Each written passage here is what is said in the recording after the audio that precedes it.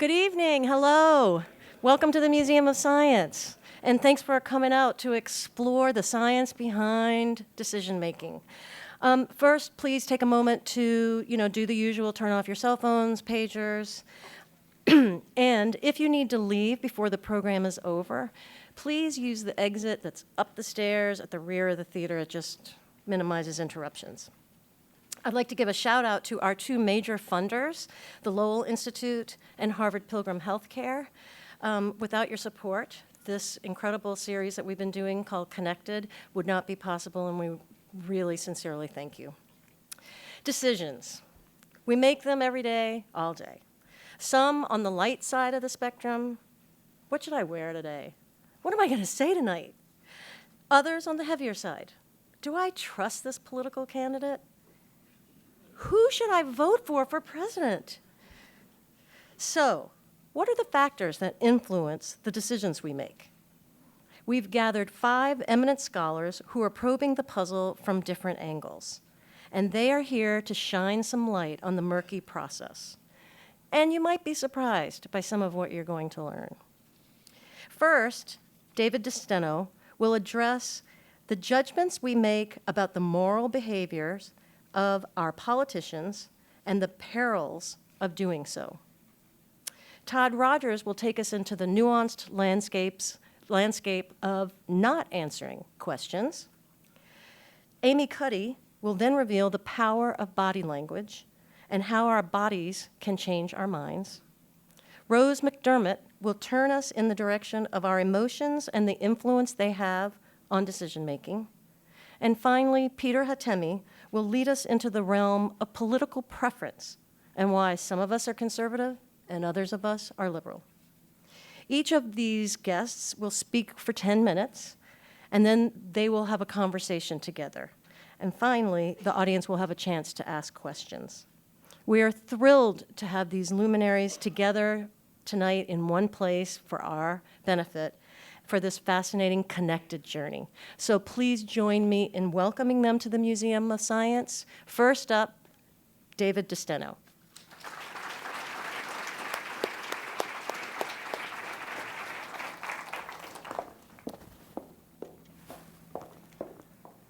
Great. So that's what I want to talk about. I've got 10 minutes, which is shorter than I've ever had, so we'll see how it goes. When I do this, I always like to start, talking about people's idea of character, and to do that, I like to tell a story. So we'll start with my friend Marshall. Marshall was an Eagle Scout, literally. He would talk often about how it was a formative part of his early life in forming his character. Graduated at the top of his class, went on to an illustrious career in Wall Street, but then he and his wife decided, you know what? It's time to go back home and give to our community. So they moved back home and down south for a traditional lifestyle. His wife would always say, Galatians 5:22 is what reminds me of my husband, and I'll butcher the quote, but it's it's about being honest and about being fair and about being a loving spouse. And you may not have always liked this guy. He ran for governor. He became governor. You may not have liked his politics, but people said whether you were on the red or the blue side of the aisle, this guy was a paragon of virtue. As we all remember, on June 24th, 2009, that all changed. That was when Marshal Mark Sanford, as he preferred to be called, was caught coming back not from a hiking expedition on the Appalachian Trail, but from a torrid affair in Buenos Aires. He had this tear-filled press conference the next day when he copped to crossing the sex line, and although he didn't define that, and I'm not going to define it for him. But from that moment on, Mark Sanford's character and moral bona fides were consigned to the junk heap along with his political career. Now, when we see cases like Mark Sanford's, they fascinate us, right? We assume he's a wolf in sheep's clothing, right? If we had just looked hard enough, we could have seen that he was a bad guy all along. But is that the way that character really works? What I want to convince you of, or at least begin to convince you of, is that's probably not true. let me tell you where the term character comes from. It comes from an ancient Greek term that I won't try to pronounce, but that actually referred to the marks that were indelibly stamped on coins. And so we have this idea that once your character is formed, that's it. That's who you are. But this doesn't really add up, because if you, Tom Davis, who was his friend for 30 years, would say, I've known Mark, I've known him for 30 years. This is certainly not in his character. You know, his wife Jenny would say, I always believed that Mark and I had no secrets. After all these years in the public eye, we were open books to each other. How could this happen? And so does it really make sense to say that you can hide being a bad guy for 30 years from the people that you know that closely, that intimately? Another way of thinking about it is, does a single good deed erase a lifetime of bad ones? Well, think of it like this. How many of you know a guy named Farron Hall? Probably none of you. Farron Hall is a drug addict and an alcoholic who lives under a bridge in Winnipeg. Twice now he's jumped into the Red River to save somebody who was drowning. No thought about his own safety, pulled them out and done this, right? And you know, he's brought out, and the mayor came and patted him on the back, and they sent him back under the bridge. Right? He didn't go on the Oprah circuit. He's not having the apology tour. You know, this is just this poor guy. And the interesting logical conundrum of this is, if we think you're a bad guy and you do something good, well, it doesn't mean you're a good guy. It doesn't mean that you were a sheep in wolf's clothing. It just means, well, it was an aberrant event. But if you're a supposed good guy and you do something bad, then it means you were really a bad guy all along.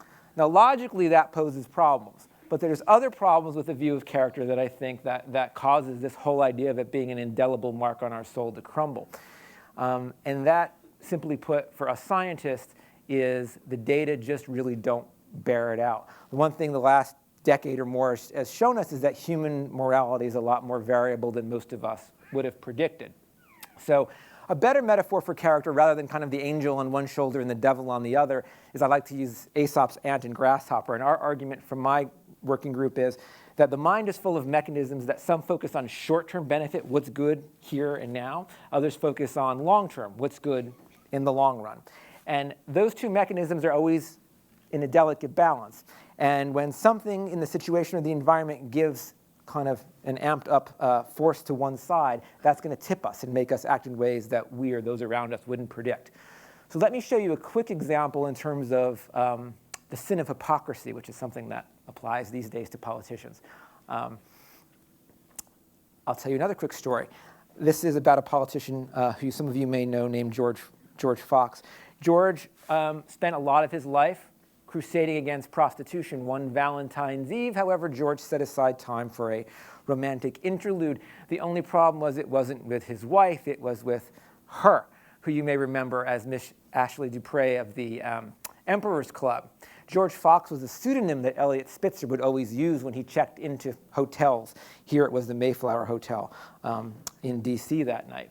Now you may say, oh, it's something morally wrong with politicians. All these guys are corrupt. That wouldn't happen to me. And what I want to suggest to you is that this notion that we assume that if a politician does one thing wrong, then they're just morally bankrupt, we can debate that. But what I want to suggest to you is that it's very perilous to assume that about them, not to excuse the action, but to place so much emphasis on character, because we're all subject to the same biases. The problem is, how do you test for hypocrisy? I can't ask you, would you be hypocritical? Most of you would probably say no, either because you know you wouldn't, you didn't want to tell me, or because what I think is more likely the case, you don't know that you would. You know, humans are very bad at predicting what they'll do when push comes to shove. And so to study these things, we have to see what you actually will do when push comes to shove, so we stage it in the lab. So the way this experiment works is the following.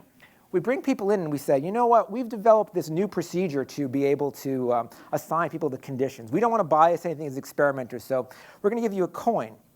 Okay, there's two tasks that need to be done. And we want you to flip the coin. And whichever one you get, you do. And the next one will be assigned to the next person who comes in. Now, there's two tasks.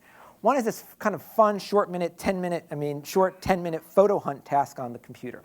Another is this long, onerous 45 minutes of word problems and logic problems and things that undergraduates in our sample hate.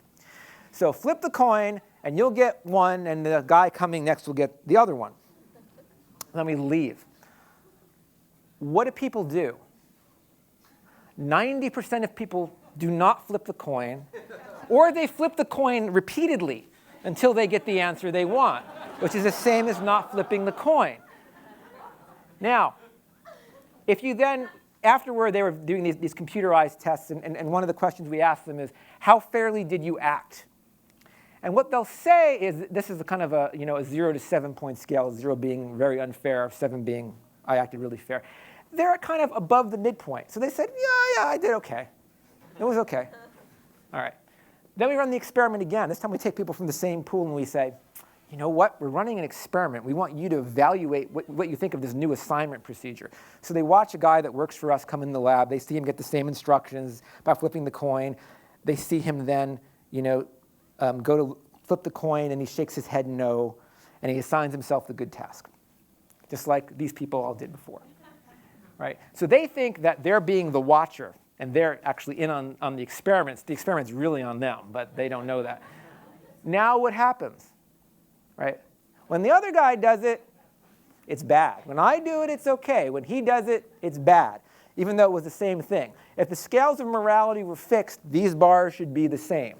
Everybody's cheating in the same way, but they're not. My favorite experiment was, and this is how I knew it really worked, the guy who did the cheating, one of our subjects in the experiment saw him later in the day on campus, and she walked up to him and she went, I saw what you did. I swear. So anyway, but the interesting thing about this, right, is so that's hypocrisy plain and simple, right, when you basically hold other people to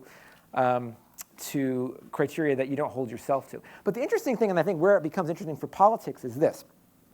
We did the experiment again, but this time we brought people into the lab, and we had them do some little simple test on the computer that I'm not going to go into, but basically they had to count numbers in certain ways. And we said, oh, there's two types of people who kind of count things this way, people kind of count things the other way.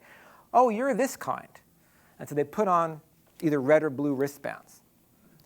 Then we had them do this experiment where they watched the guy cheat somebody else. But this time the guy was wearing red or blue wristbands. And so what happens is, right, here you see the same thing as before. When you do it, it's okay. It's less fair when somebody else does it. But what happens when the guy who's screwing the other person wears the same color wristband as you? It's okay. It's fine. And when he's not, it's here. So what does this mean? What it means is that this is why Democrats will see hypocrisy abound on the Republican side, and why the Republican side will see hypocrisy abound on the Democratic side. But when you try and point it out to each of them what the other side is doing, they don't see it, right? Because the mind, just evolutionarily speaking, it makes sense for us to have a bias to allow not only ourselves to excuse ourselves from moral expediencies, but to excuse those who are in our group. Because if they benefit, we indirectly benefit. And so these things are not fixed, right? Not only are most of us likely to be hypocritical ourselves, we're also likely to tolerate it in anybody that we're affiliated with, right? Fox News, MSNBC, you can see why they scream at each other. Now, for Spitzer, right, now he's, of course, doing it on a grander scale than most of us hopefully do. But the same logic applies, right? You have these competing mechanisms in your mind at any one moment that are trying to push you toward different outcomes.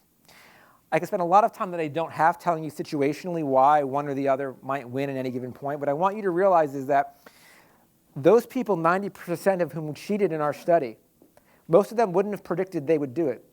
And most of them don't think that they're bad people. And I'm not sure that we're going to say they're bad people.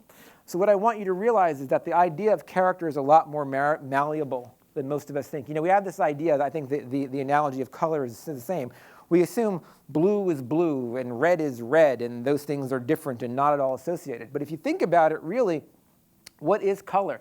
It's a continuum as a function of simply a wave of light. There are no firm boundaries, right? You know, like what's citrine? It's kind of yellow-brown. I'm not sure what color it is, right? And we do the same thing. We want to place people into categories. You're a sleazy person. You'll always be sleazy. You're a noble person. You'll always be noble. And what our research and lots of research from other people shows is that the boundaries around those conditions are a lot more malleable, just like our folks would cheat what none of them would have predicted.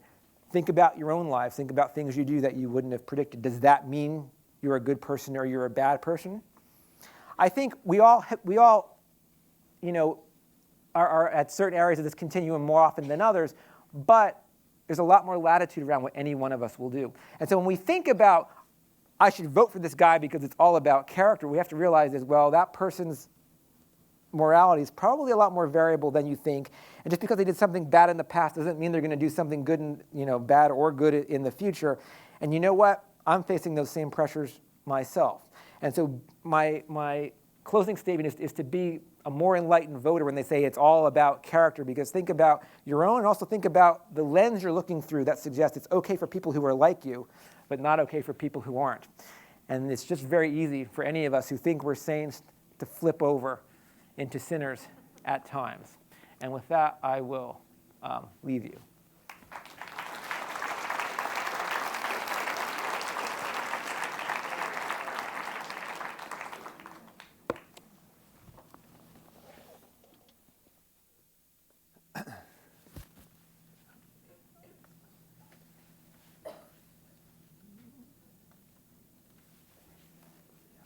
You got it? Okay.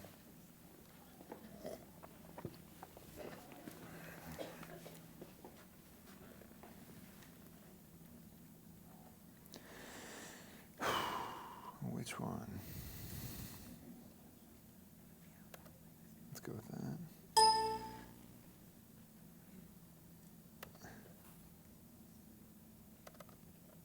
Well, we do provide. Not yet, not yet.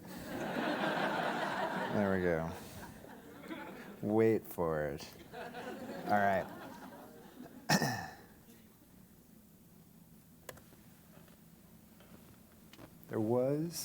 There is no clicker. That's fine. We are often asked questions that we would like to avoid answering. This, whether it's a CEO being asked questions that he'd rather avoid in a press conference, or in a relationship, one party trying to avoid a question about what they've been up to another, or in a negotiation where one counterparty asks a question that's critical of the negotiation that a person would rather avoid answering and not lie, or in a team where somebody doesn't want to share information, or eyewitnesses on the stand, or politicians. People are often asked questions they'd rather avoid. And so the research question that we are going to pursue, that I'm going to describe here, is how is it that people seem to get away with failing to answer the questions they were asked without people noticing and without being punished?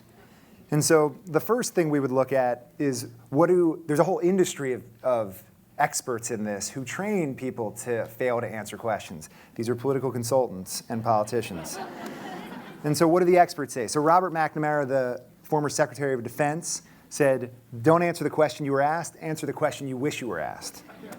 My favorite, Henry Kissinger would come to the podium at press conferences and say, who has questions for my prepared answers? Mitt Romney, I think it was like the 712th debate, and got into an exchange with a moderator, you get to ask the questions you want, I get to give whatever answers I want.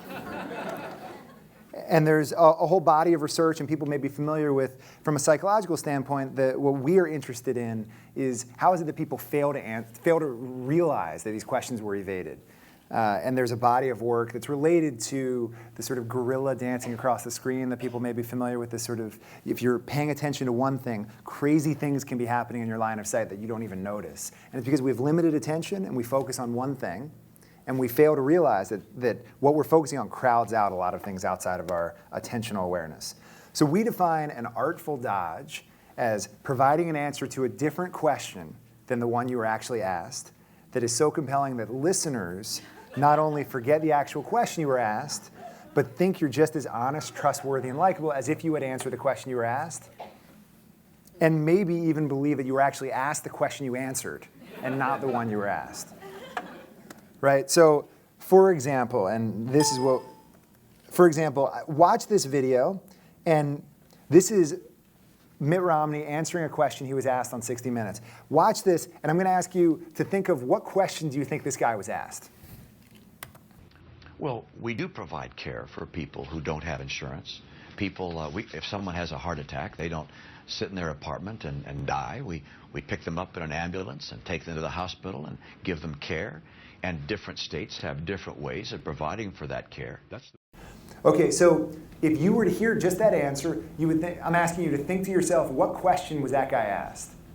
I think he was asked something like, do people who don't have health insurance get care, right? Or how do people who are uninsured get care? So here's the actual question he was asked. Does the government have a responsibility to provide health care to the 50 million Americans who don't have it today? Well, we do provide care for people who don't have insurance. People, if someone has a heart attack.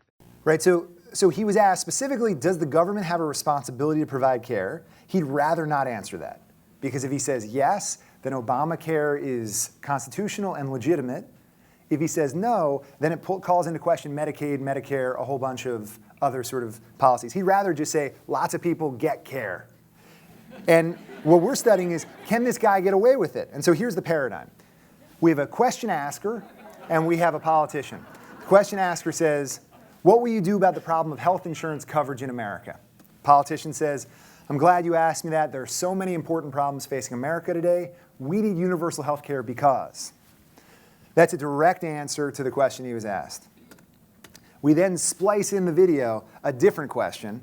What will you do about the drug use problem in America? I'm glad you asked me that. There are so many important problems facing America today. We need universal health care because. Right? So we just spliced in a different question, exact same answer. He's answering a question about the need for health care, and he's asked about the problem of illegal drug use. And then for fun, we add in a different condition where, what will you do about the war on terror? I'm glad you asked me that. We need universal health care. Right? And so people are randomly assigned to one of these three conditions, and they watch it. And so we ask them first to rate how honest, trustworthy, and likable is this person who answered the question. And then we prompt them, which is not realistic in the world. Normally, you're not prompted to remember what question this guy was asked. But then we prompt them, here are 4 questions he might have been asked. Which of these was he actually asked? Right? And so what we're trying to see first, did they judge this guy for failing to answer the question? Did they judge him negatively? And then second, did they detect that he failed to answer the question in the first place? And so it turns out they're very good at realizing, the humans, are really good at realizing when someone is asked an egregiously different question than the one that they answered. What are you going to do about the war on terror? We need universal health care. They think the guy's a jerk. The guy's not trustworthy, not honest, not likable. But when he answers a similar question that is objectively different, what will you do about universal health care? Or what will you do about illegal drug use? We need universal health care. They think he's just as honest, likable, and trustworthy as if he had answered the question he was asked. So then we prompt them at the end, what question was he asked? And we give them where this is unrealistic in that the world usually just passes by, and we don't think back to whether the person dodged the question or not. And people remember that he was asked about the war on terror but failed to answer it. But they have a really hard time remembering that he was asked about illegal drug use when he answered about healthcare. And in fact, most of the people who failed to remember it thought he was asked about healthcare, which is what he answered about, which is like the ultimate egregious dodge, which is sort of what Mitt Romney's response there was. We decided, how could we explore this basic dodge blindness that we have? How can we help people in a political context detect dodges? And so you guys may have seen during the presidential Republican debates, Twitter had this hashtag answer, hashtag dodge, and people during the Republican debates were getting these ratings. And Ron Paul is the only one who was consistently answering the question. But these basically turned into partisan screes where people would just take ad hominem attacks at people, and it wasn't a particularly good evaluation of truth-telling. A different thing that CNN sometimes does is they post the question on the screen. And if this guy answers a different question than the one he was asked, the hypothesis is that maybe people would be able to notice it. So that's exactly what we study. So we have 4 conditions now where, if I had my clicker, I would blank this. There are 4 conditions. One is he directly answers the question, just like before. The other is he dodges it, just like before with the illegal drug use and universal health care. And then these other conditions, we just post the question on the screen. What will you do about illegal drug use? And he says, we need universal health care because too many Americans cannot afford the care they need. What will we do about illegal drug use? Right? So it's on the screen. And then we ask people to remember, what question was he asked? When the question is not on the screen, you can see the red bars, these are the dodgers, the people who dodge. People don't notice. In fact, the majority of people think he was asked about healthcare, sort of replicating what we saw before. When we put the text on the screen, everybody can detect it. It sort of knocks out their ability to get away with these dodges.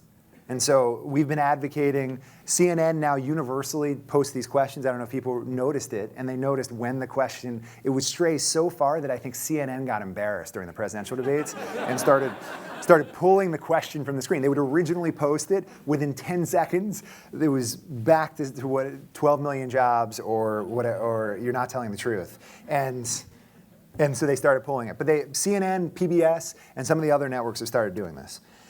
One problem with this, and that I think has an ironic consequence, is if you post the verbatim text of the question, in this case, this woman asks, if Obama's health care plan is so bad, what will you replace it with? It's a very specific question.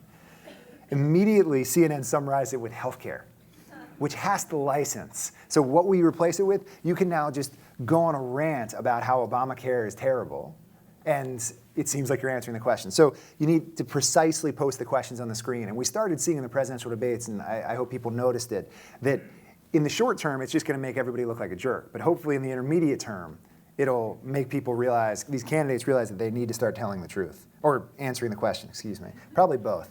So it's in summary, it's surprisingly easy to pull off an artful dodge as long as the question you are answering is similar to the one you were asked. Once it becomes egregious, it becomes detected and people think you're a jerk. The second is people are capable of detecting it, though it's not their natural inclination. So naturally, we are socially evaluating, do I like this person? Is he honest, trustworthy, whatever? That's what we attend to. In other studies, we found that if you ask people to just pay attention as the guy answers the questions, even subtle dodges get detected. But it just turns out that's not what we naturally do. There's an easy solution, which is post the question on the screen. Hard to do in our social lives, to just hold a big sign, like write out the question. But in the political context, there's something especially interesting about people who dodge questions, or the questions that are dodged. The politician is tipping their hat. This is an important question, which is why I'm not going to answer it.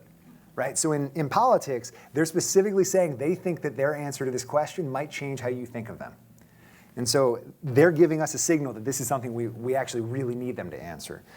There's an easy solution. And to wrap it up, I just want to put a challenge out there. So I study how people dodge questions, and so I try it all the time, on my loved ones especially. And it's incredibly taxing. I challenge you, it's homework. Try to subtly dodge a question. And that's not give a quick answer and pivot to something else. Outright ignore the question, answer something altogether different, and then after the fact, and I promise, if someone asks me a question, I will try to do it. And you will see what an inartful dodge looks like. But try it once, just once. Don't make a habit of it. But see, it'll make you respect these politicians in a weird way, a little bit more. And that's it.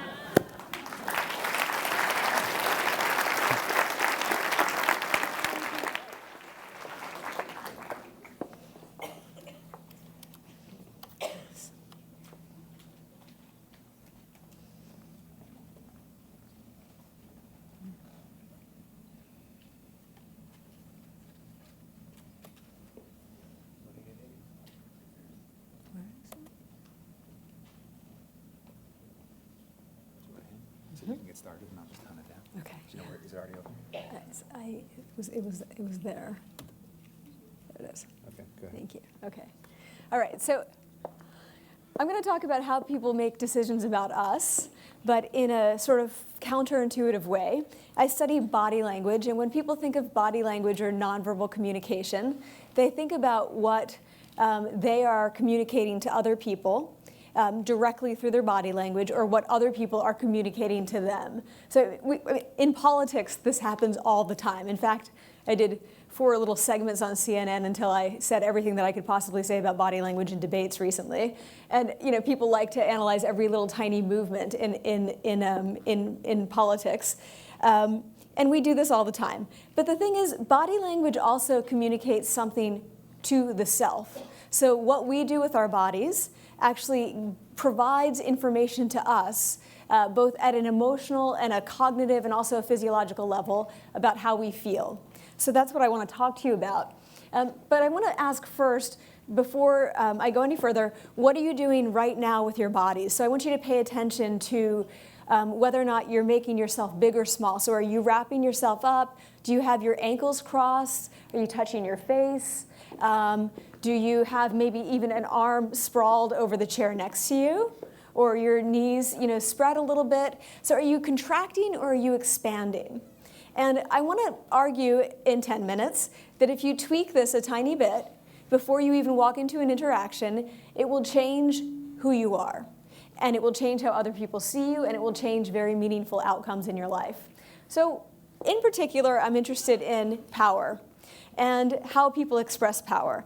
And it turns out people express power the same way as almost all other animals. They express power through expansion. So they basically make themselves bigger, they open up, and they occupy more space. They even occupy other people's space. So if we're going to stick with politicians tonight, some of you may remember Lyndon Johnson, who was large in stature, but also really good at occupying other people's space. So he was very good at expressing power through his nonverbals. And as I said, it's not just humans. Other animals do this as well. And this is what happens when humans do it. And humans do it when they are feeling powerful chronically, just sort of when they have power or status, when they have official power. But they also do it when they're feeling powerful in the moment. And they spontaneously do this. And this is actually from 2008. Not the more recent Olympics where I think he was chronically feeling powerful. But what's interesting about this specific expression of power, which is called pride, is that people do it immediately after winning at a competition, and they do it whether they are sighted or congenitally blind. So people who have never, ever seen this expression of power, who are in a competition, do exactly this. They put their arms in a V, they tilt their chin, and they smile. They expand. And what happens is that the second place finisher does exactly the opposite. They collapse. I mean, even more so than the people behind the second place finisher. And really, naturally, when you think about it, what should your body want to do after running 100 meters faster than anyone in the world? It should want to collapse and make itself small. But it doesn't, because it feels powerful and it does this. So this is how people express power, whether they feel it chronically or just in the moment. What do we do when we feel powerless? We do exactly the opposite. We wrap ourselves up to sort of comfort ourselves, to make ourselves invisible to predators. We feel like prey, and humans do the same thing. So, you imagine moments when you have felt threatened, stressed out, like you're in a very high stakes situation and you're not sure of yourself. You're much more likely to kind of wrap yourself up and make yourself small. So why is this interesting to us? It's interesting because, first, we know that our minds change our bodies. So, the way we feel in our heads changes what we're doing with our bodies. But we wanted to know, is it also possible that our bodies change our minds? So can you change your body? Can you kind of fake it and actually change the way you feel? And can that happen at even a physiological level? So we were interested, as I said, in power. Why would we guess that might be the case, that you could actually change your mind through your body? There's evidence from a couple decades ago showing that not only do you smile when you feel happy, but when you smile, it causes you to feel happy. So feeling happy makes you smile, smiling makes you feel happy. They call this the facial feedback hypothesis. And so, we know that with facial expressions, which are very hardwired and cross-cultural, that's what happens. But what about below the neck postures? So body language that doesn't have to do with these hardwired facial expressions. Now, why would we be looking at power, and what kinds of changes would we expect? Well, it turns out we go back to primates. Primates are great. It's like looking at how children develop. Looking at what's happening in primate communities is a great way to sort of understand what's happening in human societies. So alphas tend to have high testosterone and low cortisol. So testosterone is the dominance hormone, and cortisol is the stress hormone. So in other words, they're assertive and confident and not stressed out or threatened or defensive. So they don't react strongly to stressors. They're calm, cool, confident. Those are the ones that ascend to the alpha positions. But what happens when an alpha is taken out and another one has to suddenly take over unexpectedly? Within 3 days, that individual's testosterone has gone up significantly and his cortisol has gone down significantly. So those hormones that we think are sort of fixed are not so fixed, actually. They change very, very quickly. In fact, testosterone changes when you anticipate a competition. It changes when you win. It drops when you fail. It changes very suddenly, as does cortisol. Cortisol spikes, many, many times throughout the day. And in many ways it's adaptive. So cortisol is what wakes you up in the morning. It shoots up, it's highest in the morning actually. It gets you going. When that alarm clock goes off, your cortisol goes up and it gets you going. It also makes you run out of the way of a tiger that's chasing you. So all those things are good. But we know that long-term elevated cortisol is related to all kinds of stress-related illnesses, and cortisol tends to be higher in lower status populations. And those rates of stress-related illnesses are higher among those people. So if, ascending to an alpha position can change these hormones, then think about moving to the corner office. Could those change those hormones? So you rise in the ranks of your organization. But we wanted to be even more conservative about our test and say, can you just change body language that is associated with power and get these hormones to change, and get other changes that are linked to power, like risk-taking. So people who feel powerful are much more likely to take risks than people who feel powerless. And of course, they're more likely to just say that they feel powerful and in charge and confident and in control. So we did a number of studies, and let me just briefly tell you why we did these studies. We did these studies because my main collaborator, Dana Carney, and I, and Dana also teaches in a business school, we noticed that the women in our classes, and these are really, really high achieving people, who've been out of school for 4 years, have achieved all kinds of things, they come back. They don't participate as much in class after the first year, and we're watching their body language and they're doing this. They're making themselves tiny, they come into the class and they sit and they're looking at their phones. Meanwhile, the alpha males in the room are coming in into the area that we call the pit in an MBA classroom, and they're, before class even starts, they're making themselves big and really kind of expressing dominance, and when they sit down, they put an arm over the chair, they put their arm up like this, and the women are they're doing this. Excuse me, I'm sorry. Their language, their body language is communicating all of this sort of, I'm sorry for taking up your time, and then they truncate their comments. And so we thought, could we make them change their body language and actually get them to participate more by doing that? So these are just some samples of the poses. We took 5 high and 5 low power poses, and these are poses that have been tested many, many times in other studies and are seen as associated with dominance and power. And we had people adopt 2 of these postures, either high or low, for 2 minutes, a total of 2 minutes. So you come into the lab and you are in a room alone and you're told to stand like this and maybe, with your feet up maybe on the desk or like this for a total of 2 minutes. Or you're told to do something like this for 2 minutes. So these are all low power poses where you're making yourself small. Touching the neck, by the way, is particularly low power because you're really protecting yourself. So we have them do this for 2 minutes. And we also, before they start this, we take a little saliva sample. That's their time 1 hormone measure. And then 15 minutes after they've done this, we take a time 2 hormone sample. We also give them an opportunity to gamble. We give them some money in addition to their subject payment and give them an opportunity to gamble for more money. And we ask them on a number of items, do they feel powerful? So this is basically what the design looks like. And this is what we find. In 2 minutes in the high power poses, 86% of them gamble. 2 minutes in the low power poses, and 60% gamble. They also feel much more powerful in the high power pose condition. And this is what happens to their testosterone. And these are big changes. So this is where you were when you came in. And sorry, these are standardized, but you get about a 20% testosterone increase and about a 15% decrease in the low power pose condition. And you get exactly the opposite as we had hypothesized on cortisol. So when you're in the high power pose condition, your cortisol drops by almost 25%, and it increases in the low power pose condition by 15%. So basically, you are optimizing the way your brain is configured to deal really well in stressful situations by just doing this for 2 minutes. Okay. So this is what happens. So we publish this paper, and we're pretty new at this and don't know what will happen in the media. You know, they love this story. They're like, so when you go into a job interview, Cuddy and Carney say you should do this. And of course we were horrified because that's not at all what we were saying. You know, I mean, just imagine that.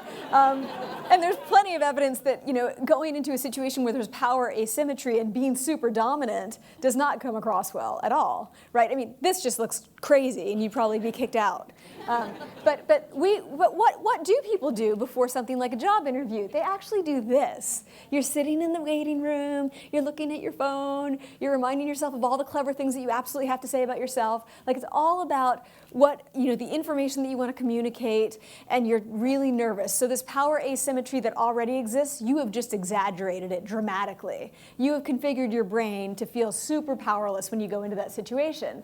So we did a study where we wanted to know what happens if you power pose in this preparatory way. So just for 2 minutes before you go into the stressful situation, instead of sitting there in the waiting room like this, you go into a bathroom stall like this, right? Okay, so what happens? Or you ride the elevator like Wonder Woman, you know, on the way up. So that's what we wanted to know. So this is what we do. We bring the subjects into the lab, and I'm going to get to presence in a minute, but what we do is we tell them that they're going to interview for their dream job, and they need to write a 5-minute speech about why they're best qualified for this job, and they can't misrepresent themselves. They're then told that they have to deliver this to actually two evaluators, and these evaluators are in white lab coats and they have clipboards, and they're also being filmed. This is public speaking, which scares the life out of many people. And they've had 5 minutes to write the speech, and they're competing with other people, and it's being filmed, and other people are going to evaluate it, and they're told all these things, and all these things are true. But in addition to this, the person who's evaluating them, or the people, are trained to look like this.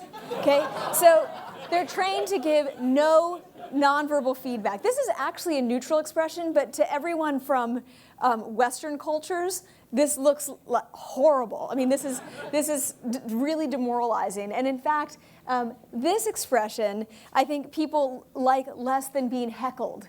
They want some feedback, like, how am I doing here? Just, you know, throw me a bone. And so, in fact, Marianne LaFrance at Yale, who studies smiling, says that this is, interacting with someone who looks like this is like standing in social quicksand. You're like grasping to get out of this. So they are very stressed out. It turns out this paradigm is called the Trier social stress test. We just stole it. It's actually used in the lab to increase cortisol and stress maximally, you know, without shocking people, right? So what happens is that they go in and they either for 2 minutes sit in high power poses or for 2 minutes in low power poses. They then go in and do this interview. The interviewers know nothing about what condition they're in, and we coded for whether or not being in those high or low power poses beforehand carried over, and they didn't. So when they were in the interview, and if they had been like this before the interview, they were normal in the interview. And likewise, if they did this, they were still normal in the interview. We had 4 coders who knew nothing about the hypothesis or the conditions, code them on a number of variables that we felt were relevant to job interviewing and what should get you the interview. The 2 main ones were, do you want to hire them and what's your overall rating? But also, we wanted to know what was the mediator. So what was the mechanism? And we looked at 2 things. Was it the quality and the content of the speech? So was it smart and well-structured and direct, and were their credentials good, and did they sound smart? Or was it about their presence? So how captivating, enthusiastic, confident, not awkward, all of those things, was it that? And it turned out it was fully presence. So power posing had no effect on how smart you sounded or how well structured your speech was. It didn't affect cognition so much, it affected your presence. You basically, what happens is that when you feel powerful, it allows you to shed all the fears and inhibitions that hold you back from bringing your ideal, full, spirited self to a stressful situation. So you walk away from this job interview after doing this for 2 minutes. Even if you don't get the job, you feel like I showed them who I am. You walk away feeling better about it. When you go in feeling powerless, there's all this residue that you can't get past. So 2 minutes of preparatory power posing, is going to increase the presence that you bring to the situation, increase your odds of getting the job significantly, and it carries over into so many other situations.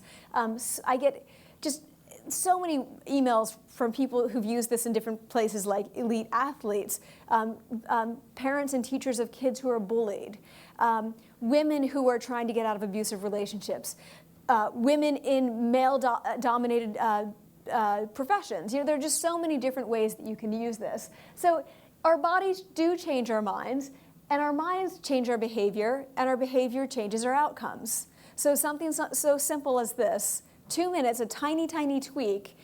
So this is a free tool for anybody. It's a little life hack that you can give to even the most powerless people, can really change your outcomes. So before you go into a job interview, don't do this, but do this, even if it's in a bathroom stall.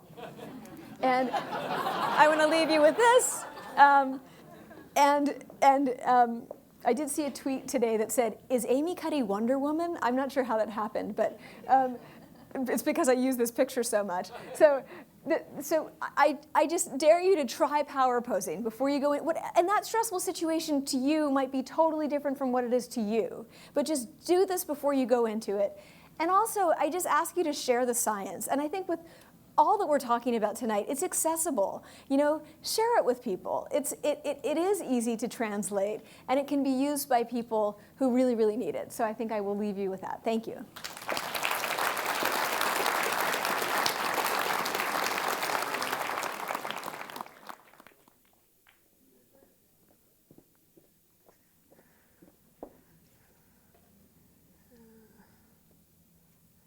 Now I feel like I have to expand myself. Where's this go? Is it this one? Yeah.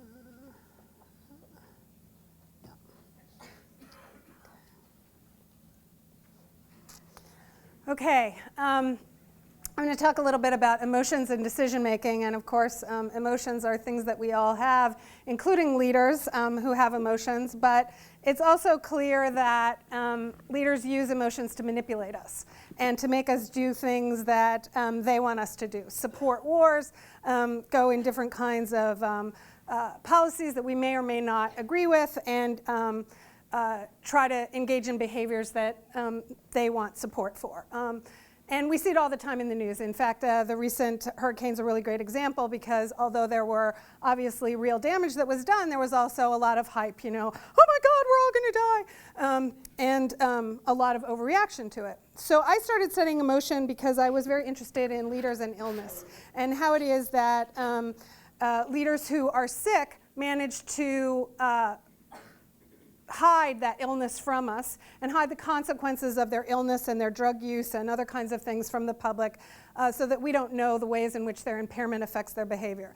This is a picture of Woodrow Wilson being held on by his coat by his doctor, Dr. Cary Grayson, who went on to found the American Red Cross, and then became a very famous thoroughbred horse racer. And I started thinking, when I was looking at illness, about the manipulation of emotion, and how leaders actually tried not only to manipulate the emotion of the people who are watching them, but also manipulate their own presentation of emotion. And I started thinking about how leaders use their emotions in ways that are used entrepreneurially to affect social identity and to have people think about in-groups and out-groups through the manipulation of things like fear and anger. So one of the things that I'm really particularly interested in is political violence, and how it is that leaders garner and generate support for wars and other kinds of violence. And it relates to a lot of the features that we've been talking about earlier today about dominance and aggression, and how leaders manipulate groups, be in-groups and out-groups. And part of how they do that is to define who I am as an in-group and who you are as an out-group. So if I'm a Democrat, the line around that is, pretty strong. And then if you support a policy position that I don't, you're against Obamacare, then that makes you automatically an out-group. And in this way, formulating what an in-group and an out-group is helps you define how identity works. And that happens through the manipulation of emotions, and I would say especially through fear and anger. So a lot of the discussion about emotions tends to happen as sort of general discussion of positive emotions and negative emotions. But I would argue that discrete emotions are really what matter. And in the political arena, the ones we see the most are fear and anger. So fear that if you don't support a particular kind of process or a particular kind of policy, something bad will happen to you or the people you care about. Or some kind of anger that if you don't support this particular kind of policy, other people will take advantage of you, that somehow your welfare won't be represented properly.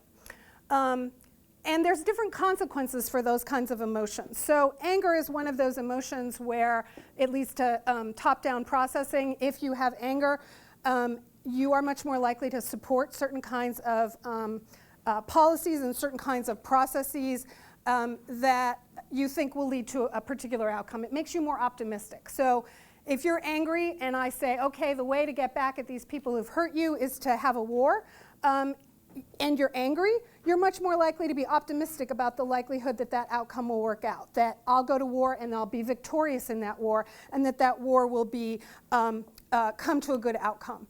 If you're fearful, you're going to have exactly the opposite response. You're going to have sort of bottom-down processing. You're going to think about all the bad things that could happen to you.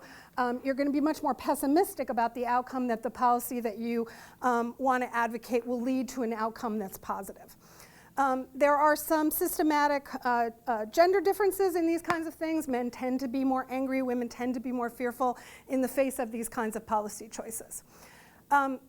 These emotions also have an effect on the kinds of topics we've been talking about in terms of risk-taking, in terms of the attributions we make about leaders, and in terms of what we remember.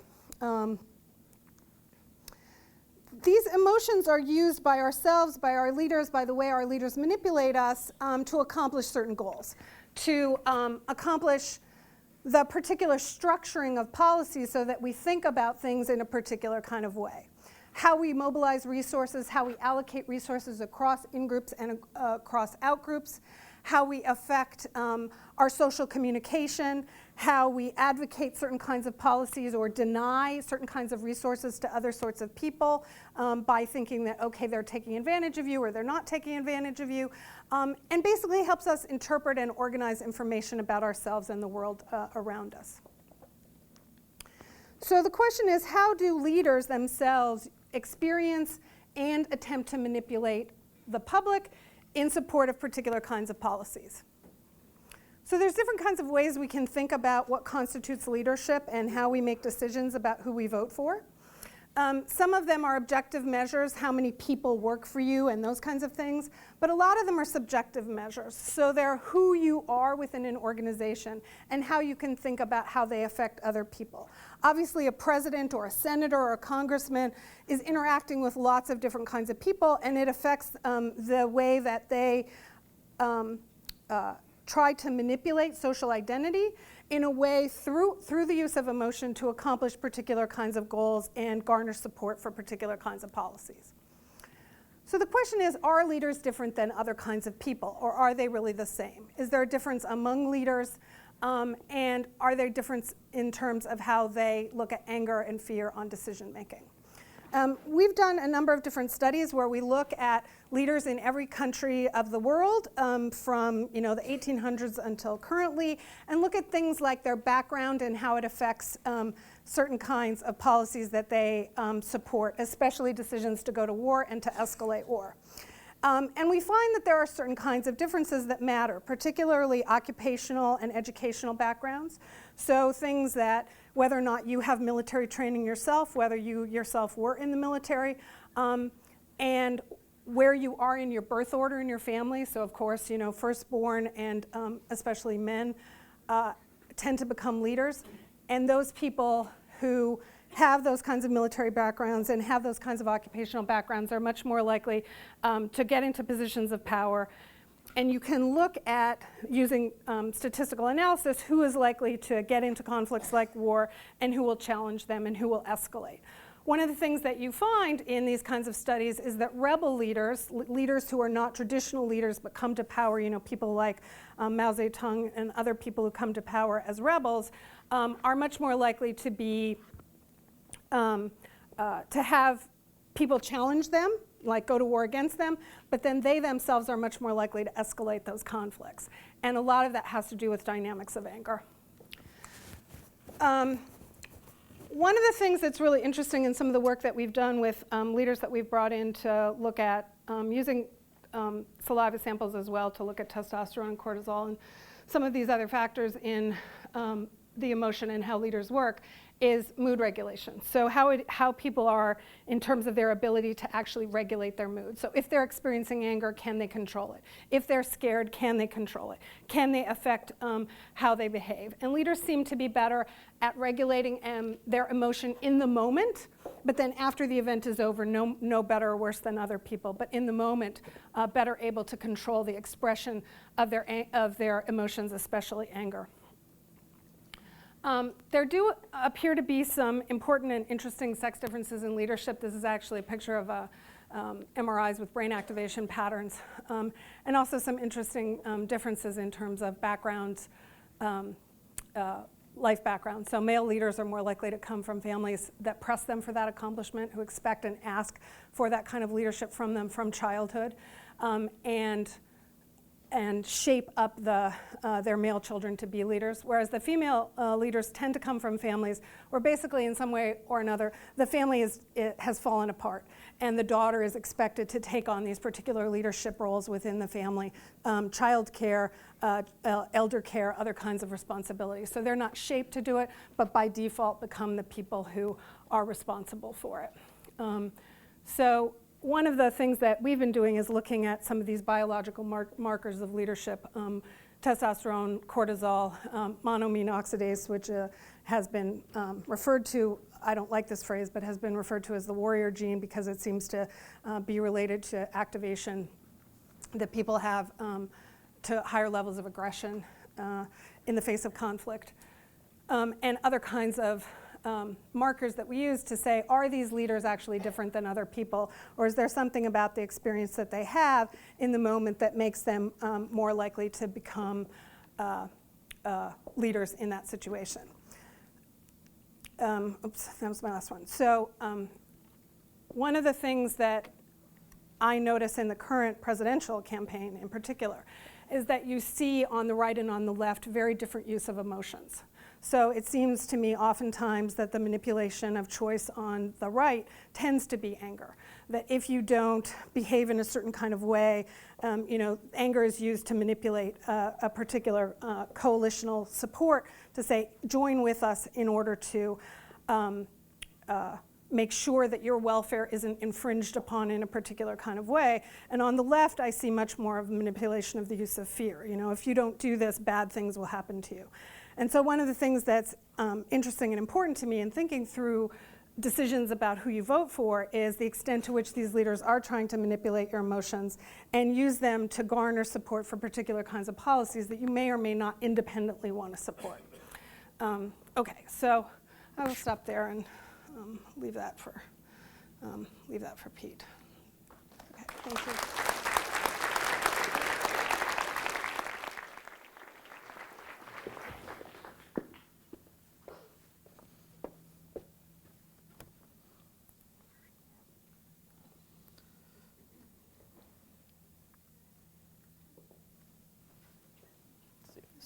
Here. Okay. Great. Well, what I'm going to talk about is why we are different. Well, why do we have liberals and conservatives?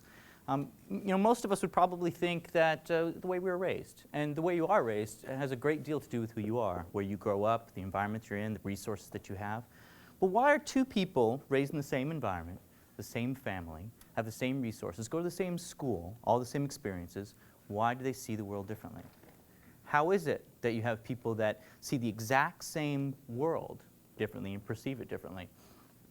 And most of us have seen a conversation between someone on the left and someone on the right, and almost yelling at each other. If they can only explain to that person, well, they're just stupid because they don't get it, or they're just naive.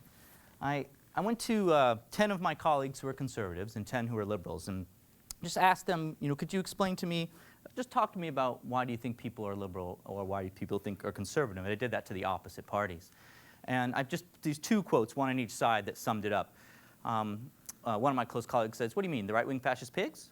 And I was like, oh, well, okay. So I got your opinion. And I went to the other side and said, well, tell me what you think about theirs. I mean, the peppermint patty, tree-hugging, what do you say, fairies? And I was like, okay, wow, it's real perception of people are differently, that they actually see them differently. And so I'm going to talk a little bit about why people are different, not from a sociological view, not from how you're raised, but maybe there are some differences in our physiology, our biology, our brains, the way we process and perceive information, our DNA, the way our genes are expressed. We actually see that in the left and the right. And so this slide, it's kind of an ugly slide, but there's a paper a lot of people seem to like, so I put it up. And I'm a bit colorblind, but that bottom row should be blue, that kind of middle should be red, and the top green. Is that right? Yes? Okay, so this is a slide based on twin and family studies. We wanted to see if attitudes and ideologies run in pedigrees. Do they run in families, even controlling for socialization? And one way to do that is through twins reared together and also twins reared apart in adoption studies. And what we found was their ideologies and attitudes, controlling for how they were socialized, there was this huge chunk of it that seemed to reside in what we call a genetic component. It was something that came from the family pedigree outside the way they were raised or the environment they experienced. So you'll see most of the variation is probably that top one in the green. Most of it's what you experience in life.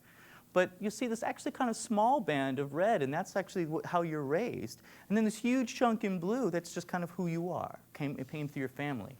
Now, there's no such thing as saying this is genes and this is environment. That's just a statistical estimate. We all know it's some very complex interaction between them. But if you had to break it apart, it's hard to ignore that there's something going on in the family pedigree. There's something that we just have to deal with. And so we said, well, let's look at the molecular DNA. Let's actually genotype some folks. Look at the chromosomal sequence and see if we see something that tracks different in the left and the right. And lo and behold, we found some interesting markers. Now, these aren't the genes for liberals or conservatives. I get asked that by the press all the time. Did you find the gene for liberalism? Because we want to know if we can take it out. No. But what we did find was there's parts of the chromosomal sequence that seem to track with left-right opinions. The biggest peak that we found, and this is using what we call genome-wide linkage, was NDA neurotransmitter, and has a lot to do with cognitive behavioral performance, working memory, social interactions, social aggression, and anxiety. We found parts of the dopamine system. This has to do with norepinephrine. And dopamine's a really, really great drug, and so is norepinephrine. When you watch a scary movie, when someone jumps out at you and you feel your heart rate, your skin kind of prickle, that's norepinephrine running through your system, getting you ready to act, that fight or flight drug. Or you can drink a few Red Bulls and you get the same effect. We also found serotonin. Serotonin seems to be related to everything. So that's not that interesting for us, but a whole bunch of olfactory mechanisms. Things have to do with the sense of smell and taste. And this is a bit bizarre, smell and taste olfaction. So hang on to that for a moment. We'll get back to that because we had to go in to explore that a little bit later. We wanted to see about this norepinephrine to see if there really is a difference in how liberals and conservatives react to scary stimuli. So we ran a study showing lots of scary pictures. We showed some other ones too, but I figured this would be a PG audience, so I didn't want to show them all here. So this was one of the stimuli that we used. And we wanted to see if liberals and conservatives react differently. So we pre-screened people for being very liberal, very conservative on social and outgroup issues. And then we measured them up using that picture on the right, what we call galvanic skin response. And it's a very simple tool, and what it does is it measures if your sweat glands open up. And when your sweat glands open up, norepinephrine's running through your veins, it's pumping in your blood system, and that electrode just moves a little bit faster, so as you have a much more sympathetic nervous system reactivity to this stimuli. Well, what we found is the threatening stimuli, we had a huge bump if you were conservative. So conservatives reacted much more strongly, physiologically, to threatening stimuli. So was it the fact that they were more scared? Were they reacting more scarily to it? Why were they reacting that way? And our first thought was, well, they're just more sensitive to threat. That was our first thought. Then we did a little nifty little test on this. We used eye tracking technology to see where they're looking. The supposed to be blue and red dots, the blue dots are the liberals, the red dots are the conservatives. Where were they focusing on? So this is the fascinating part for us. It wasn't just simply that they had a different reaction to threat. They were focusing on the threat.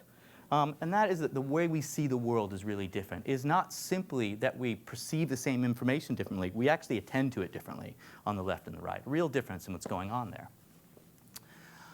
We decided to say, well, let's tweak this a little bit further. This part we can't actually show on TV because it's embargoed, but that's the one I remembered.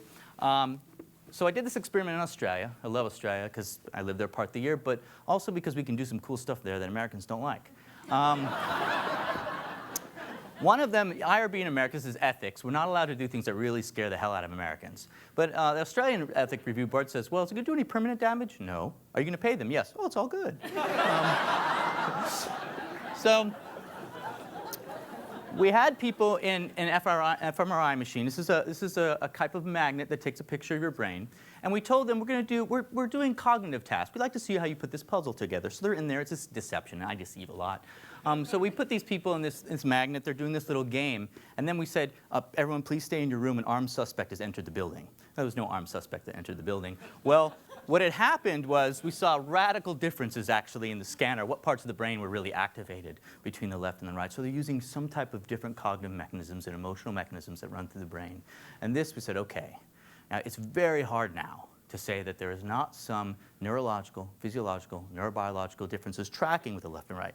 Doesn't mean you're born that way. Just means however you got that way, it's now monitored in that physiological system, as our other speakers have really keyed on. One of my good friends, Darren Schreiber, this is his real focus. He's kind of a neuroscientist and a political scientist, very fascinating guy. And he did this study to see if he could predict if you would vote for the Democrats or vote for the Republicans using something completely different. He just did what's called the Iowa gambling task. It's a gambling task to see about risk perception and risk taking. He was able to predict with an 80% probability eventually if you were going to be in the left or the right party based on the single task using neuroimaging. So these really are, I mean, they're really tracking, not just in a threatening stimuli, but in other type of stimuli about the way we process information. So I began to think, well, if these things are that powerful, if on the left and the right we're really that different, how does this express in other parts of our lives that we really care about? Politics we seem to care about every now and again, maybe every 4 years in America, but what do we really care about? Well, this is how spouses end up assorting. We did this on thousands of traits. This is just that top list. The two most important ones, religiosity, obviously, liberalism and conservatism. That's the correlation between spouses. That's a stunning correlation. It was actually higher in Australia. It was about 0.7, right on par with religion. And if you break down alcohol use, I guess we all meet in the pub at one point, particularly if you're in Australia, it seems. It correlates at about 0.6. Political party support, this is being a Democrat or Republican. Education level is also pretty high. Then you get to height, social desirability is personality, smoking frequency, weight. Personality is meaningless when spouses accord. Right? So it's not birds of a feather flock together. It's not opposites attract. Personality has nothing to do with it. But when it comes to politics, it's birds of a feather flock together. And then ideal body type, neuroticism, extroversion, and impulsivity. So what we're really finding here is that for whatever reason, you're ending up together more politically similar. And it's not convergence. We actually had spouses pre and post. So it wasn't that they converged. They actually assorted on this. But they didn't select on it. And this became the weird part. We want to see, well, how important is this? Well, we did this study on... Well, actually, I wasn't supposed to say that. But we did this on some random anonymous dating website, in which also we used deception. And we did 2 studies. This was the non-deception version. And we just said, what do people advertise and what they select on? Well, look where politics is. You're actually more likely to claim you're chubby than to say you have a political interest. So we're clearly not searching on this, or we're not advertising on it, yet we end up together. And how is that? How is it that we're end up together? Well, this goes back to those odor receptors. So we said, well, let's do an experiment. Can we actually smell out a liberal or a conservative? It turns out we can. We did an experiment to see about attraction. And what we found was conservatives found conservatives the most attractive smelling. They didn't know each other's ideology. They smelled these random samples. We took their ideology before the smell test. Conservatives were agnostic to the smell of liberals. Liberals found the smell of conservatives the most offensive. And liberals were agnostic to other liberals. The big point, this is my slide of how the world works according to me, is that there's so much going on in how you form your opinions and why you're on the left and the right. It's not simply how you're raised. It's not that there's a gene for it. But there's this magnificent process of biology and environment constantly interacting from the moment you're born to where you are today. hormones are being elicited by the way you pose. I'm feeling very powerful right now. To simple things like the way you communicate. If you go up to someone and you smile, it fires the same neurons and they start smiling on average. You can't help it. There's something really remarkable about this, and it differs on the left and the right. So is there a real difference between the left and the right? Yeah, I think so. Thanks.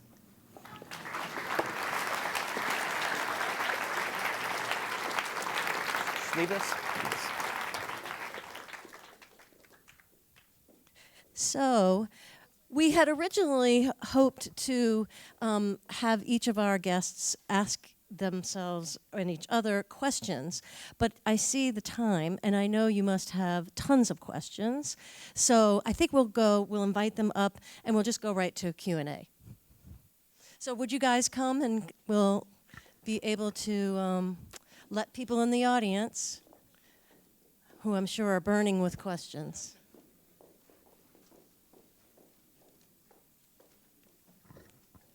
Could any or all of you tell me why Massachusetts decided to vote for McGovern, but the rest of the country chose Nixon?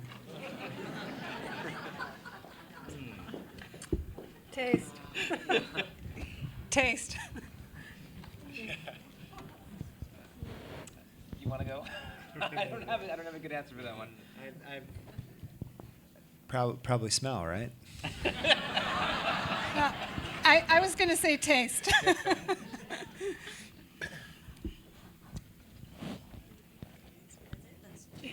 Yeah, there's no good news.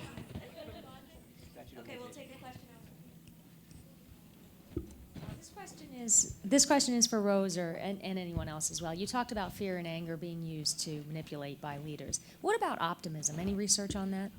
There is actually some research that looks not so much at optimism but enthusiasm. And the idea is, in some of this work is that enthusiasm makes you, in this particular line of thought, enthusiasm makes you much more likely to stick with the sort of status quo, to be happy with what you have, and to not necessarily want to change. That it's anxiety and some of these other more threatening or negative emotions that will make you actually, seek out information and try to consider challenging the status quo and the particular current situation. Some of that research has been challenged. I'm not necessarily completely convinced by the model that says that, but the work that I've seen that looks at enthusiasm tends to see it as supportive for the status quo. Optimism is interesting because there's independent work, of course, showing that optimistic people live longer. And so there's some really important aspect of optimism that enhances both health and other aspects of longevity and healthy aging as well. And so there's probably a connection to some sort of political, in my view, I think it's connected to a particular kind of openness to alternative perspectives. Next question here. I'd like to ask Amy what you thought of Obama's posture in the first debate and how it has affected and how his posture has changed, and is it affecting him now? May I request no hateful tweets based on my response, please? I just learned a lot about the internet in the last month since I've expressed opinions about this. Oh my, and so did my son, who said after my first CNN appearance, "Mommy, why does everyone hate you?" And I thought I had been really balanced, but so honestly, and this is not a satisfying answer for the first debate, I don't think that he was well. And Todd might know more about that, but he certainly was off his stride in the first debate. I don't know why. You saw him sort of collapse throughout the debate. Even if you look at the very end where they walk up to their families, he sort of collapses. He certainly got stronger. His body language got stronger across the debates. By the last one, he was lifting his chin more. He had his shoulders open more. I mean, you really saw sort of this reversal. The body language became more powerful. I know that's a simple answer. I think that it was part strategy and part just incidental. Having a bad day in the beginning, and then feeling sort of emboldened by the end by things improving. Okay, this is a comment and a question. I'm sorry. This is a comment and a question. Related to the dodging. To be fair, it seems that the questions can be just as devious as the dodging. For example, questions like, "When did you stop beating your wife?" That kind of thing. The question is, are any of you guys working on a design for a presidential debate? I mean, it's a little late now, but bringing some of these ideas into an effective debate to bring some more truth out in some of these exchanges.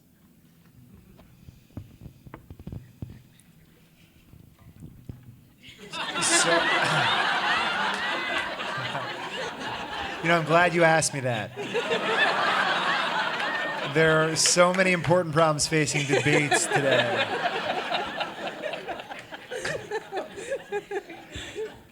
We need universal health care.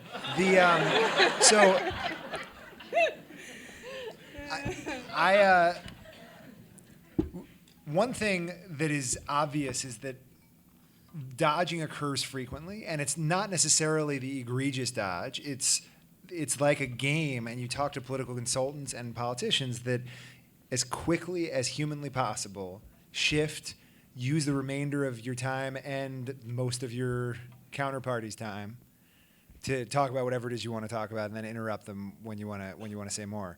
They dodge all the time, and there's an easy solution from the political standpoint, which is just to post the question on the screen.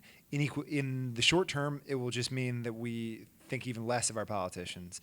In the intermediate term, it'll mean that they'll have to start answering questions and not dodging. I think we'd like to have moderators be stronger, but Jim Lehrer has done 12 presidential debates. He gets invited out of retirement in 2012 to do his 12th presidential debate because they like him moderating, right? They got to say whatever they want and do whatever they want. Candy Crawley may not be invited back, right? And so I think that it's a difficult tension that if we ask moderators to do all the work, because the moderator has to, I think it's completely sensible that they hold you to your allotted time and regulate the exchange, but injecting themselves and managing it is a little more than we want, like that you're dodging the question, please answer the question. I think we may as well just structurally fix it and just make it so that we as observers in the electorate just judge these people for failing to answer questions. Next question here. Yes, most of your presentations involved dealing with experiments, interesting experiments, but the question is, are they realistic? And a lot of the circumstances seem pretty contrived and involve a lot of misleading and deception. And can we get real universal truths about human behavior by deceptive practices in the experiments? And on top of that, what are your feelings about using something like a mechanical Turk as a possible other option? I think one of the important things to realize about deception is you are kind of peering behind the curtain, right? All these machinations we go through are to make everything seem realistic to the subjects. So yes, it's deception. At the time that they are experiencing it, they don't know they're being deceived, which is again why that person went up to my colleague and said, "I saw what you did." It's things that can happen in the real life. And so I think the trick with deception is to make sure that to the person who's experiencing it, it seems very real. Now, I agree with you. There are certain things we can do in the lab and certain things we can't. So, I'll study aggression in the lab. I can't give them sticks to beat each other. And so I give them, other little... Australia. Yeah, Australia. That's right. That's where I need to go. So, ethical issues aside, I don't think deception is problematic in terms of getting the truth, as long as to the subject's real experience it gives us truth. The other alternative, like you're saying with Mechanical Turk, is to actually ask people questions about what do you think, what you will do. And as far as we can tell as scientists, self-report in some ways is much less valid than what people will actually do in terms of behavior. At least that's my view on it. But you can still use MTurk. I mean, you can use deception on MTurk, and you can do experiments on MTurk. So is the question more about the population from which you're drawing on MTurk versus using students? Because it seems you could do a lot of the same things on MTurk that you can do in a lab, but you're getting a different population. And which isn't necessarily better. Then you have issues with, are they even paying attention to what's happening? Or are they asking their spouse, well, what do you think of this? Whereas when they're in the lab, you know what they're doing at least. Yeah, I think there's a few things. Politics is deception. In the real world is deception operating all the time in the way you interact with each other, in everything that you do, your job, relationships, any debate, it's all about deception. So I think that we use it because it reflects the real world. It's also that you have to remember there are no universal truths, not ones that we can really find. In science, we work off probabilities. We see on average, based on what we can study, do we think this is going to occur? Very rarely will you find something that's absolutely positively true. I don't know of any. Maybe, yeah, I really don't know of any. So what we try to do is use all the tools that we have in the safest environment possible to come up with the best prediction that we can of why people behave. Sometimes experiments are done in the lab. Sometimes they're actually real-life experiments. We tend to follow people around. It's an accidental experiment. So something just occurs. So people have a life event. And we actually had them. We capture a population. So some of the studies we do, we capture huge populations, 60, 70,000 people, and we follow them over 20, 30 years. And that's an experiment. It's a real experiment. So every time they have a life event, they have to report it. And then we can see what they were before this event, and we can see their physiology after the event. But none of these, whether it's a survey, a lab experiment, or a life experiment, none of those are going to tell us the absolute truth. But on the whole, over time, with thousands of scientists working on it, we can get some decent probabilities. And that's what we look forward to. Yeah, I just, if I could also follow up, I think the first part of your question about external validity and how much we can learn from the lab to real life is really a question about the populations that we're studying, so that we can tweak the populations we're studying, whether it's a college laboratory or MTARC. And once you know something about the population, like with MTARC, you know that the population's more male, more well-educated, more white than the general population. And so you can extrapolate and say, okay, people who are more male, more white, more educated are going to behave more like people on MTARC. And so with any experimental phenomenon, what you're doing is trying to extrapolate the generalizability of the finding to whatever particular kind of population and the contingencies that you've built into that experimental paradigm. And as you tweak the paradigm, you learn different things about the conditions under which it operates or not, and the populations to which it is relevant or not. But again, you can't get at everybody is always going to behave this way because there's too much uncertainty and too much environmental contingency. This next question is for Dr. Hatemi. You discussed that different parts of the brain reacted to the threatful stimuli, but you didn't really cover what those parts of the brain do. Would you care to shed some light on that matter? Sure. Could you raise your hand so I can see where you're at? Right here, okay, great, standing up. Yeah, so, sorry, it's so many people I couldn't see you. So there are different parts of the brain that we believe tend to track with certain emotions, but we don't know for sure. It seems that way. The amygdala is one of those deep kind of emotive centers, those fear centers. The prefrontal cortex, we believe to be more of that rational cognition. And what we tended to find in the conservative population, it was the amygdala that was the most active, particularly when we had fear-inducing stimulus. And that we have found, I think, there's probably 20 or 30 studies by different scientists that seem to find something quite similar. But we're in the early days of both genetics and the brain. And really, we don't exactly know what's going on. And I think some people might say we know a little more. Some people would say know a little less. I tend to think we're kind of pioneers right now. And so we know we can see something's happening. We can see it's different. But I couldn't tell you with true certainty exactly what those different parts of the brain being active mean. But I can tell you it's happening. Thank you. Mm-hmm. Next question here. I think you might have already answered this, but on the Artful Dodge, we kind of know why the politicians dodge things because they want to get across their point. Why do people do it in their personal lives? So that is a good question. In our personal lives, so this is going to be put online. Is this going to be put on? So I won't use the examples of dodging questions from my mom.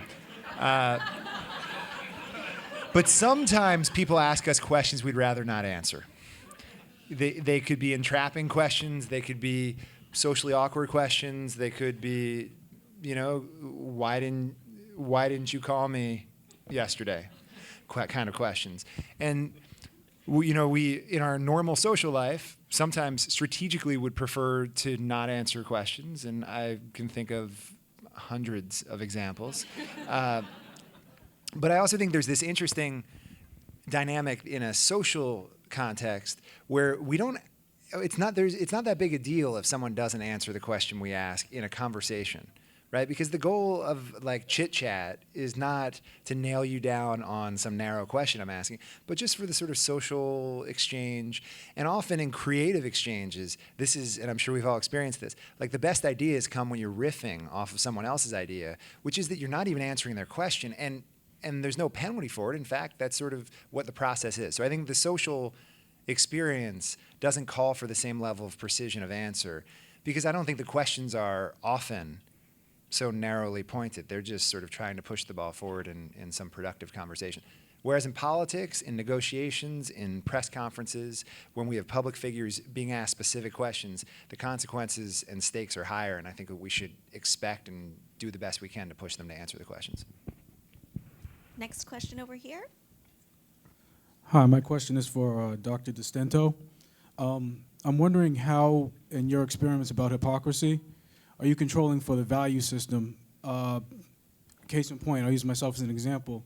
I'm more likely to lie or be less than truthful if I'm playing cards than if we're talking about, climate change.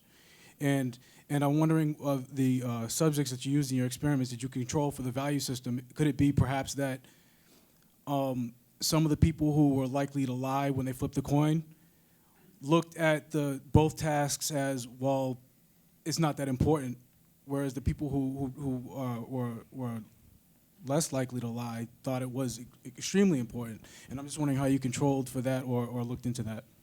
Sure. 2 points on that. One is the second point first. Did we know that people cared about it? Because one of our worries was maybe they don't care about it. And so we took about 100 other people from our same population. We asked them, if you were given this option and someone did this, do you think it's not a big deal? Do you think it's a big deal? And everybody, it's the only time in my life I've ever gotten unanimity on a question. Everybody said, no, that is morally wrong. I mean, it's not as terrible as actually harming somebody, but there was consistent agreement that what you were doing was morally wrong. The other issue is one we deal with all the time. And I think individual differences in value systems are sure to matter. What we do is by using something called random assignment, we assign people randomly to these conditions. So within each of those groups, there's going to be some people who are, conservative, some who aren't, some who are religious, some who aren't.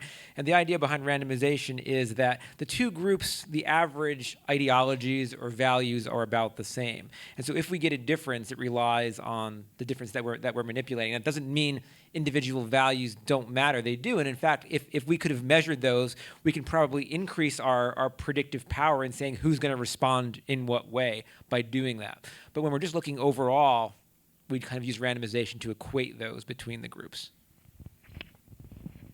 Next question back here. Hi, I'm very interested in when someone does artfully dodge you, how do you get it back to where what you want to know? And I'm sort of interested in how you do this in a personal relationship without breaking rapport or breaking it forever. And I'm also interested from the woman in the middle, is there something she could add to this? Is there a way to have to maybe confront someone or not, or somehow get an answer, but without going too far, if that makes sense? Sure. There are lots of strategies people use to dodge questions. I've tried many of them. One is you just pretend that you're still talking about the previous topic, and you just continue on, and people may make the sensible attribution that you didn't hear the question or that you thought that the other topic was still more interesting. Other ways is to sort of begin as if related. Does anybody remember what the question was? This is what I'm saying. The question was specifically, how do you when someone is dodging, pull them back? I'm not answering anything related to that. So how do you bring them back? that's this sort of social art of repeating the question in artful ways that are elegant or not. I don't think I don't know the science of that yet. So 5 years from now, come back, decision factor, we'll have more insight into how to in social engagements. But at this point, I think you ask the question. I think that when people dodge, they are telling you they don't want to answer it, and so you have a choice to make. Over here. Hi, yes. My question is about power, and in situations where you expect power to be equal, something as simple as sitting on the subway, how do you get power back when someone starts taking over your space? And a follow-up to that, why is it so annoying? So, in that moment, how do you get power back from that person? Or is it more about sort of psychologically, how do you not let it disempower you? Both of those, really. Todd just said whichever you want. That was between you By and me. the way, it wasn't because of Mike. You did once tell me, answer the question that you want to answer, not the one that I always thought you said that. No, yeah. Anyway, I've been going on that thinking that was good ethical advice, but I mean, I have had that experience, and I have to say, like, I can't help it now. I start playing around with this, and I'm not a big person, so I feel like that happens to me a lot. And I'm a woman, and I'm blonde, and all of the things that make people think that I don't notice or it doesn't matter. But I have started to sort of more get up in people's space more. So even, where are you? Are you right? Okay. I'm sorry. So I have started to just move.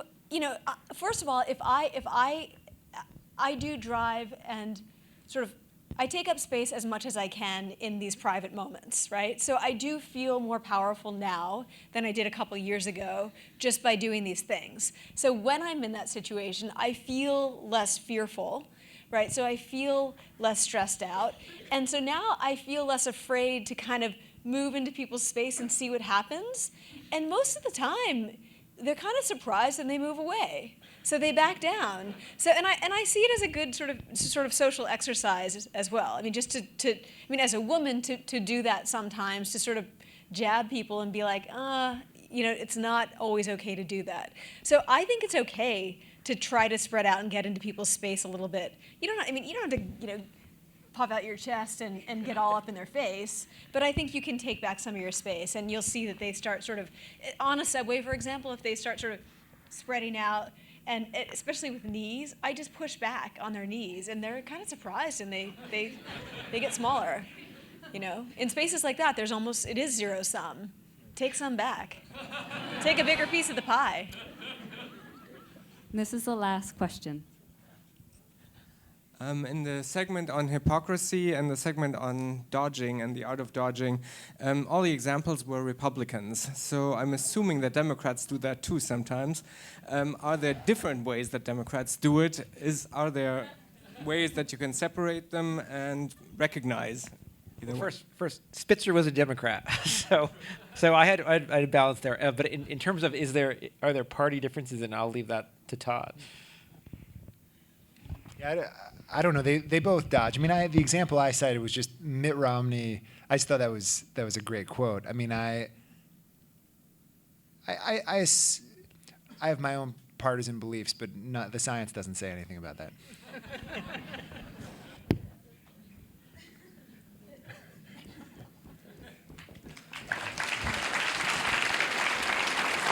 Well,